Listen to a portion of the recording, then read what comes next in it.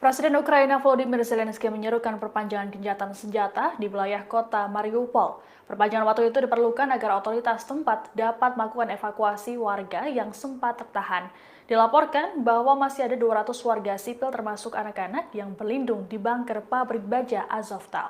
Dilansir oleh Al Jazeera, Kamis 5 Mei, Zelensky mengatakan bahwa evakuasi warga dari bawah tanah membutuhkan waktu yang cukup lama. Terlebih pihaknya melakukan proses evakuasi secara manual karena tak memungkinkan menggunakan alat berat. Terkait proses evakuasi, Zelensky kembali meminta bantuan dari PBB. Sebelumnya, evakuasi juga dilakukan oleh PBB dengan Palang Merah Internasional pada pekan ini. Seorang anggota parlemen Ukraina mengatakan bahwa situasi di pabrik baja Azovstal sangat sulit. Moskow sendiri telah membantah bahwa pihaknya melakukan serangan terhadap Azovstal selama proses evakuasi.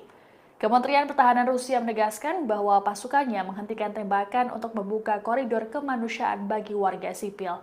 Penembakan dihentikan terhitung mulai Kamis 5 Mei pukul 8 pagi waktu setempat hingga 6 sore dan berlangsung hingga 7 Mei mendatang. Sementara itu, dari data Palang Merah PBB tercatat ada sebanyak 300 warga sipil yang sudah dievakuasi pada hari Rabu. Petugas masih harus melakukan banyak hal untuk memastikan seluruh warga dievakuasi. Belum jelas apakah evakuasi dari PBB akan dilanjutkan atau tidak.